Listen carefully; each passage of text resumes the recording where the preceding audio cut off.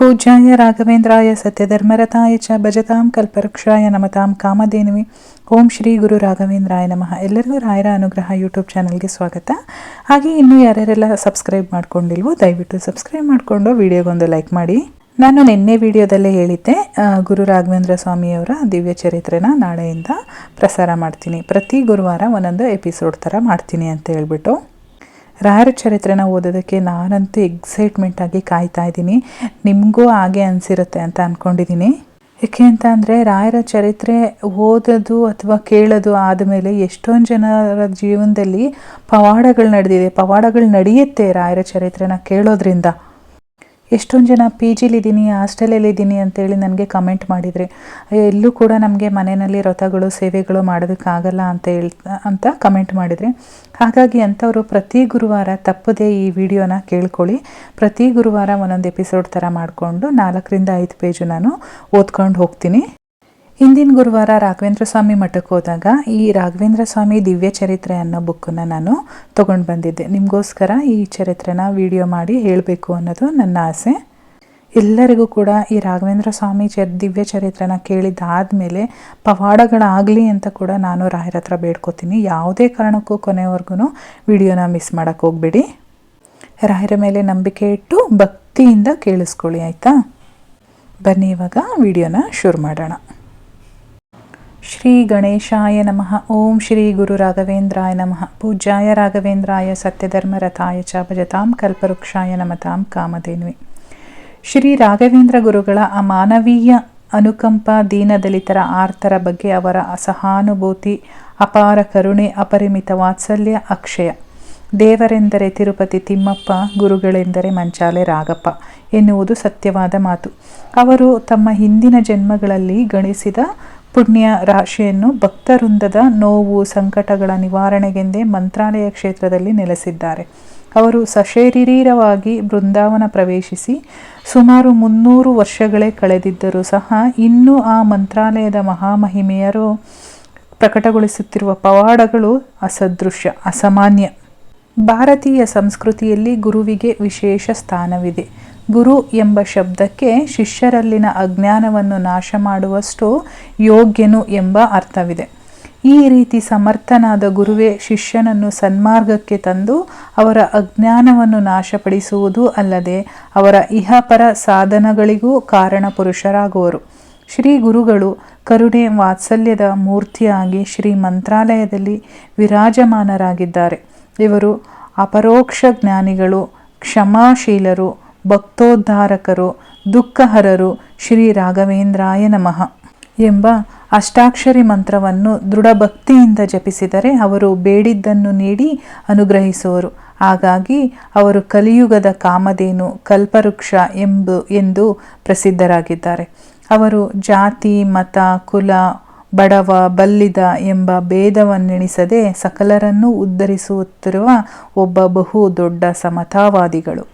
ಶ್ರೀಗಳು ಕಲಿಯುಗದ ಮಹಾನ್ ಧನ್ವಂತರಿಗಳು. ಯಾವ ವೈದ್ಯರಿಂದಲೂ ಗುಣಪಡಿಸಲಾಗದಂತಹ ರೋಗಗಳನ್ನು ಪರಿಹರಿಸಿದ ಹಾಗೂ ಭೂತ ಪ್ರೇತ ಪಿಶಾಚಾದಿಗಳ ಕಾಟದಿಂದ ದುಃಖಿಗಳ ಸಂಕಟವನ್ನು ಪರಿಹರಿಸಿದ್ದಾರೆ. ಅವರ ಅನಂತಾನಂತ ಮಹಿಮೆಗಳು, ಪವಾಡಗಳು ಅಸಂಖ್ಯ, ಅಪಾರ. ಈ ಪುಸ್ತಕದ ಪ್ರವಚನದಿಂದ ಜನಸಾಮಾನ್ಯರಲ್ಲಿಯೂ ಧಾರ್ಮಿಕ ಜಾಗೃತಿಯನ್ನು ಮೂಡಿಸುವುದರಲ್ಲಿ ಯಾವ ಸಂದೇಹವೂ ಇಲ್ಲ. ಇದರ ಪಠಣದಿಂದ ಎಂತಹ ನಾಸ್ತಿಕರಲ್ಲಿಯೂ ಆಸ್ತಿಕ ಭಾವನೆಯು ಬೆಳೆಯುವುದು.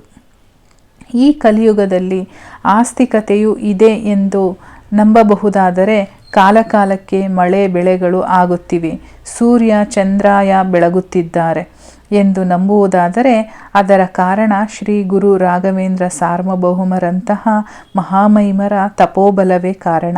ಇಂದಿನ ಆಡಂಬರದ ಆಧುನಿಕತೆ, ನವನಾಗರಿಕತೆ, ಜಾಗತೀಕರಣ, ವಿಜ್ಞಾನದ ನಾಗಾಲೋಟದಲ್ಲಿ ಮಾನವನು ತನ್ನ ಜೀವನದ ಅವಶ್ಯಕತೆಗಳಿಗಿಂತಲೂ ಮೋಹಕ ಬದುಕಿನ ದುರಾಸೆಗೆ ಬಲಿಯಾಗಿ ಜೀವನದ ಮೂಲ ಉದ್ದೇಶವನ್ನೇ ಮರೆತಿದ್ದಾನೆ. ಹೀಗೆ ಅಮೂಲ್ಯವಾದ ಸಾಧನಾ ಧರ್ಮ ಮಾರ್ಗವನ್ನು ಬದಿಗೊತ್ತಿ ಒಂದಲ್ಲ ಒಂದು ಚಿಂತೆ, ರೋಗ ಅಥವಾ ಕೊರಗಿಗೆ ಬಲಿಯಾಗಿ ನಿರಾಶನಾಗಿ ಕೊನೆಗೆ ಇದರ ಕಾರಣದ ಚಿಂತೆ ಬಗ್ಗೆ ಚಿಂತಿಸುತ್ತಿದ್ದಾನೆ. ಆದರೆ ಇದಕ್ಕೆ ಯಾವ ವಿಜ್ಞಾನವಾಗಲಿ, ಆದರ್ಶವಾದಿಗಳಾಗಲಿ ಅಥವಾ ಮಾನವತಾವಾದಿಗಳಾಗಲಿ ಉತ್ತರ ಕೊಡಲು ಸಾಧ್ಯವಿಲ್ಲವಾಗುತ್ತದೆ. ಆ ತಕ್ಷಣ ಇದಕ್ಕೆ ಆಧ್ಯಾತ್ಮ ಒಂದೇ ಸಮರ್ಪಕವಾದ ಉತ್ತರ, ಪರಿಹಾರ ಕೊಡಬಲ್ಲದು. ಆದ್ದರಿಂದಲೇ ನಮ್ಮ ಪುಣ್ಯ ಭಾರತ ದೇಶವು ವಿಶ್ವದಲ್ಲಿಯೇ ವಿಶಿಷ್ಟವಾದ ಸ್ಥಾನಮಾನವನ್ನು ಹೊಂದಿದೆ. ಇಂತಹ ಪರಮ ಪವಿತ್ರ ಕರ್ಮ ಭೂಮಿಯಲ್ಲಿ ದೇವತೆಗಳು, ಸಾಧು ಸತ್ಪುರುಷರು ಅವತಾರವೆತ್ತಿ ಬದುಕಿನ ಸಾರ್ಥಕತೆಗೆ ವೇದೋಕ್ತ ಮಾರ್ಗವನ್ನು ತೋರಿಸಿಕೊಟ್ಟಿದ್ದಾರೆ. ಇಂತಹ ಭವ್ಯ ಪರಂಪರೆಯಲ್ಲಿ ಶ್ರೇಷ್ಠ ತತ್ವಜ್ಞಾನಿಗಳು, ಪವಾಡ ಪುರುಷರು, ಅಪರೋಕ್ಷ ಜ್ಞಾನಿಗಳು, ಆಚಾರ್ಯ ಮಧ್ವರ ತತ್ವವಾದದಲ್ಲೇ ಆಸಕ್ತರಾಗಿ ಮುಕ್ತರಾದ ಶ್ರೀ ಗುರು ರಾಘವೇಂದ್ರ ಗುರು ಸಾರ್ವಭೌಮರು. ಆದರ್ಶಪ್ರಾಯರು ತಮ್ಮ ಆಶ್ರಮ ಪೂರ್ವದಲ್ಲಿ ಬಹಳಷ್ಟು ನೊಂದು ಬೆಂದು ನಿರಾಶರಾಗದೆ ಸತ್ಯ ಧರ್ಮ ಮಾರ್ಗದಲ್ಲೇ ನಡೆದರು. ಆಶ್ರಮ ಸ್ವೀಕಾರವಾದ ನಂತರ ಶ್ರೀ ರಾಘವೇಂದ್ರರೆಂಬ ನಾಮಧೇಯದಿಂದ ಶ್ರೀ ಮಧ್ವಾಚಾರ್ಯರ ಪೀಠಾರೋಹಣ ಮಾಡಿದರು. ಜೀವನದಲ್ಲಿ ಕಷ್ಟ ಕಾರ್ಪಣ್ಯಗಳನ್ನು ಅನುಭವಿಸುತ್ತಿದ್ದ ಮಾನವರ ಅಜ್ಞಾನವನ್ನು ಕಳೆದು ಭುವನೋದ್ಧಾರದ ಮಾರ್ಗವನ್ನು ಕರುಣಿಸಿದಂತಹ ಮಹಾನ್ ಸದ್ಗುರುಗಳು. ಇಂದು ಅವರು ನಮ್ಮಿಂದ ಮರೆಯಾದರೂ ವೃಂದಾವನದಲ್ಲಿ ವಿರಾಜಮಾನರಾಗಿ ದೀನ ದಲಿತರನ್ನು, ದುಃಖಿಗಳನ್ನು ಅವರ ಬಳಿ ಶರಣರಾಗಿ ಬಂದವರನ್ನು ಕಾಪಾಡುತ್ತಿದ್ದಾರೆ. ಇಂತಹ ಗುರುಗಳು ಇರುವಿಕೆಯೇ ನಮ್ಮೆಲ್ಲರಿಗೂ ದಾರಿದೀಪ, ಶ್ರೀರಕ್ಷೆ. ಇಂತಹ ಮಹಾಮಹಿಮರಾದ ಶ್ರೀ ಗುರುಗಳ ಪವಾಡಗಳನ್ನು, ಮಹಿಮೆಗಳನ್ನು ಕಂಡು ದಾಸರುಗಳು, ಸಾಧು ಸಂತರು ಸ್ತೋತ್ರ, ಪದ್ಯ, ಗದ್ಯಗಳಿಂದ ಹಾಡಿ ಹೊಗಳಿದ್ದಾರೆ. ಈ ರಾಘವೇಂದ್ರ ಗುರುಗಳ ಸೇವೆಗೈಯುವುದೇ ಮಹಾಭಾಗ್ಯ. ಇವರ ಮಹಿಮೆಯ ಕುರುಹಾಗಿ ವಿಶ್ವದಾದ್ಯಂತ ವಿರಾಜಿಸುತ್ತಿರುವ ಮೃತ್ತಿಕ ವೃಂದಾವನಗಳೇ ಸಾಕ್ಷಿಯಾಗಿವೆ. ಈ ಕಿರು ಒತ್ತಗೆಯು ಓದುಗರಿಗೆ ಮೆಚ್ಚುಗೆಯಾಗುವುದೆಂದು ಆಶಿಸುತ್ತೇನೆ. ಶ್ರೀ ಸದ್ಗುರು ರಾಘವೇಂದ್ರ ಗುರು ಸಾರ್ವಭೌಮರು ಸಕಲರಿಗೂ ಸನ್ಮಂಗಳವನ್ನುಂಟು ಮಾಡಲಿ. ಶ್ರೀ ಕೃಷ್ಣಾರ್ಪಣಮಸ್ತು. ಇಲ್ಲಿವರೆಗೂ ನೀವು ಕೇಳಿಸ್ಕೊಂಡಿದ್ದು ಪರಿವಿಡಿ ಆಗುತ್ತೆ. ಇನ್ನು ಮುಂದೆ ಶುರುವಾಗುತ್ತೆ ಶ್ರೀ ಗುರು ರಾಘವೇಂದ್ರರ ದಿವ್ಯ ಚರಿತ್ರೆ ಮತ್ತು ಅವರ ಮಹಿಮೆಗಳು. ಮೊದಲನೇದಾಗಿ ಭೂಮಿಕೆ. ಶ್ರೀ ರಾಘವೇಂದ್ರ ಗುರುಗಳ ಬೃಂದಾವನವು ಆಂಧ್ರ ಪ್ರದೇಶದಲ್ಲಿನ ಮಂತ್ರಾಲಯವೆಂಬ ಪುಣ್ಯಕ್ಷೇತ್ರದಲ್ಲಿದೆ. ಮೊದಲು ಈ ಸ್ಥಳವನ್ನು ಮಂಚಾಲೆ ಎನ್ನುತ್ತಿದ್ದರು. ಇಲ್ಲಿನ ಅಭಿಮಾನಿ ದೇವತೆ ಮಂಚಾಲಮ್ಮನ ಹೆಸರಿನ ಕಾರಣ ಈ ಊರಿಗೆ ಆ ಹೆಸರು ಬಂದಿತು. ಬೃಂದಾವನದ ಸೇವೆಗೆ ಬಂದವರು ಶ್ರೀ ಮಂಚಾಲಮ್ಮನನ್ನು ಪೂಜಿಸಬೇಕು, ಇಲ್ಲದೆ ಹೋದರೆ ಅವರ ಅಭಿಷ್ಟಗಳು ನೆರವೇರುವುದಿಲ್ಲವೆಂಬ ಪ್ರತೀತಿ ಇದೆ. ಶ್ರೀ ರಾಘವೇಂದ್ರರು ಎಲ್ಲರನ್ನೂ ಜ್ಞಾನ, ಭಕ್ತಿ, ವೈರಾಗ್ಯಗಳನ್ನು ಬೋಧನೆ ಮಾಡಿ ತಮ್ಮ ಅವತಾರ ಕಾರ್ಯ ಮುಗಿದ ಮೇಲೆ ಮಂಚಾಲೆ ಗ್ರಾಮದ ತುಂಗಭದ್ರಾ ತೀರದಲ್ಲಿ ಬೃಂದಾವಸ್ಥರಾದರು. ಅವರು ಈ ಸ್ಥಳದಲ್ಲಿಯೇ ಕೃತಯುಗದಲ್ಲಿ ಪ್ರಹ್ಲಾದರಾಗಿ ಅವತಾರ ಮಾಡಿ ಇಲ್ಲಿಯೇ ಅನೇಕ ಯಜ್ಞ ಯಾಗಾದಿಗಳನ್ನು ಮಾಡಿದ್ದರು. ತ್ರೇತಾಯುಗದಲ್ಲಿ ಇದು ಶ್ರೀ ರಾಮಚಂದ್ರನು ತನ್ನ ದಂಡಕಾರಣ್ಯದ ಯಾತ್ರಾ ಸಂದರ್ಭದಲ್ಲಿ ಹತ್ತಿರದ ಮಾಧವಾರದ ಬಳಿಯ ಶಿಲೆಯ ಮೇಲೆ ಕೊಂಚ ಕಾಲ ವಿಶ್ರಮಿಸಿದ್ದರಂತೆ. ದ್ವಾಪರ ಯುಗದಲ್ಲಿ ಈ ಕ್ಷೇತ್ರಕ್ಕೆ ಬಂದು ನರನಾರಾಯಣ ಅವತಾರ ತಾಳಿದ ಶ್ರೀ ಕೃಷ್ಣಾರ್ಜುನರು ಅನುಸಾಳ್ವನನ್ನು ಯುದ್ಧದಲ್ಲಿ ಸೋಲಿಸಿದ್ದರಂತೆ.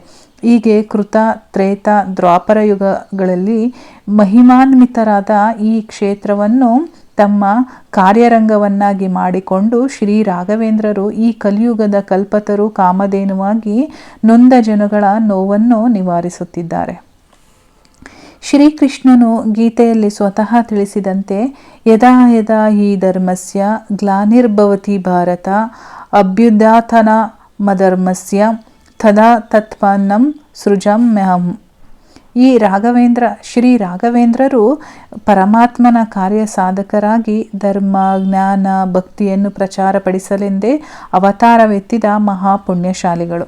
ಅಧರ್ಮ ಹೆಚ್ಚಾಗುತ್ತಿರುವ ಈ ಕಲಿಯುಗದಲ್ಲಿ ಸತ್ಯ, ಧರ್ಮ, ಶಾಂತಿ, ಭಕ್ತಿಗಳಿಂದ ಉದ್ಧಾರ ಮಾಡಲು ತಾವು ಜನ್ಮ ಜನ್ಮಾಂತರಗಳಿಂದ ಅರ್ಜಿಸಿಕೊಂಡು ಬಂದ ಅಖಂಡ ಪುಣ್ಯ ರಾಶಿಯನ್ನು ಮಾನವ ಕಲ್ಯಾಣಕ್ಕಾಗಿಯೇ ವಿನಿಯೋಗಿಸಲು ಈ ಅವತಾರವೆತ್ತಿದ್ದಾರೆ. ಆ ಬೃಂದಾವನದಲ್ಲಿದ್ದುಕೊಂಡೇ ಇಷ್ಟೆಲ್ಲ ಮಹಾಮಹಿಮೆಗಳನ್ನು ರಾರಾಜಿಸುತ್ತಿರುವ ಆ ಪರಮ ಪಾವನ ಪುಣ್ಯಜೀವಿಯ ಸಂಸ್ಕಾರವಾದರೂ ಎಂತಹುದು? ಶಂಕುಕರ್ಣನೆಂಬ ದೇವನು ಬ್ರಹ್ಮನ ಶಾಪದಿಂದ ಕೃತಯುಗದಲ್ಲಿ ಪ್ರಹ್ಲಾದ, ತ್ರೇತಾಯುಗದಲ್ಲಿ ವಿಭೀಷಣ, ದ್ವಾಪರ ಯುಗದಲ್ಲಿ ಬಾಲಿಕ ರಾಜ ಹಾಗೂ ಕಲಿಯುಗದಲ್ಲಿ ಶ್ರೀ ವ್ಯಾಸರಾಯರು ಮತ್ತು ಶ್ರೀ ರಾಘವೇಂದ್ರ ರಾಯರಾಗಿ ಜನ್ಮವೆತ್ತಿದರು. ಹಾಗಾದರೆ ಶ್ರೀ ರಾಘವೇಂದ್ರರು ಜನಿಸುವ ಕಾಲದಲ್ಲಿ ದೇಶದ ಪರಿಸ್ಥಿತಿ ಹೇಗಿದ್ದಿತು?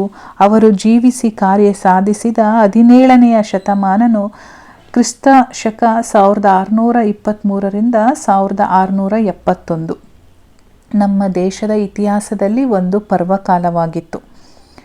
ಹಿಂದೂ ಧರ್ಮ ಸಂಸ್ಕೃತಿಗಳ ಉದ್ಧಾರಕ್ಕಾಗಿಯೇ ಸ್ಥಾಪಿತವಾಗಿದ್ದ ವಿಜಯನಗರ ಸಾಮ್ರಾಜ್ಯವು 3 ಶತಮಾನಗಳ ಕಾಲ ನಾ ಭೂತ ನಾ ಭವಿಷ್ಯತಿ ಎಂಬಂತೆ ವೈಭವದಿಂದ ವಿಜೃಂಭಿಸಿತ್ತು. ಕ್ರಿಸ್ತ ಶಕ 1565ರ ರಕ್ಕಸ ತಂಗಡಿ ಯುದ್ಧದಲ್ಲಿ ಬಹುಮನಿ ಸುಲ್ತಾನರು ಹಿಂದೂ ಸೈನ್ಯವನ್ನು ಸಂಪೂರ್ಣವಾಗಿ ಸೋಲಿಸಿದರು. ಓದ್ತಾ ಇದ್ದರೆ ನನಗೆ ಇಡೀ ಪುಸ್ತಕ ಒಂದೇ ಸಲ ಓದ್ಬಿಡಬೇಕು ಅನಿಸುತ್ತೆ. ಬಟ್ ಆದರೆ ಅಷ್ಟೊಂದು ಸಮಯ ಕೊಡೋಕ್ಕೆ ಯಾರಿಗೂ ಕೂಡ ಸಮಯ ಇರೋದಿಲ್ಲ. ಹಾಗಾಗಿ ಪ್ರತಿ ವಾರ ನಾನು 10 ಪೇಜು ಓದಬೇಕು ಅಂತ ಅಂದ್ಕೊಂಡಿದ್ದೀನಿ. ಸೊ ಇಲ್ಲಿಗೆ 10 ಪೇಜು ಮುಗೀತು. ಇನ್ನು ಮುಂದಿನ ವಾರ ಮುಂದೆ ಇನ್ನೂ 10 ಪೇಜನ್ನು ಓದ್ತೀನಿ. ಯಾರ್ಯಾರೆಲ್ಲ ಭಕ್ತಿಯಿಂದ ಕೇಳ್ಕೊತಾ ಇದ್ದೀರೋ ಅವ್ರಿಗೆಲ್ಲ ಒಳ್ಳೆಯದಾಗಲಿ ಅಂತ ರಾಯರ ಹತ್ರ ಬೇಡ್ಕೊಳ್ಳೋಣ. ಹಾಗೆ ಯಾರ್ಯಾರಿಗೆಲ್ಲ ಇವತ್ತಿನ ಎಪಿಸೋಡ್ ಇಷ್ಟ ಆಯಿತು ಖಂಡಿತವಾಗ್ಲೂ ಕಮೆಂಟ್ ಮಾಡಿ ತಿಳಿಸಿ. ವಿಡಿಯೋಗೊಂದು ಲೈಕ್ ಮಾಡೋದು ಮರಿಬೇಡಿ. ನಿಮ್ಮ ಸ್ನೇಹಿತರ ಜೊತೆ ಈ ವಿಡಿಯೋನ ಹಂಚ್ಕೊಳ್ಳಿ. ಓದಬೇಕಾದ್ರೆ ಏನಾದರೂ ತಪ್ಪಾಗಿದ್ರೆ ದಯವಿಟ್ಟು ಕ್ಷಮಿಸಿ. ಫ್ಲೂಯೆಂಟಾಗಿ ಓದ್ತಾ ಇರಬೇಕಾದ್ರೆ ಮಧ್ಯದಲ್ಲಿ ಒಂದೊಂದ್ಸಲ ಮಿಸ್ ಆಯಿತು. ಸೊ ಅದ್ರ ಬಗ್ಗೆ ದಯವಿಟ್ಟು ಕ್ಷಮಿಸಿ. ನಾನು ಮತ್ತೆ ನಾಳೆ ವಿಡಿಯೋದಲ್ಲಿ ಸಿಗ್ತೀನಿ. ಅಲ್ಲಿವರೆಗೂ ಧನ್ಯವಾದಗಳು.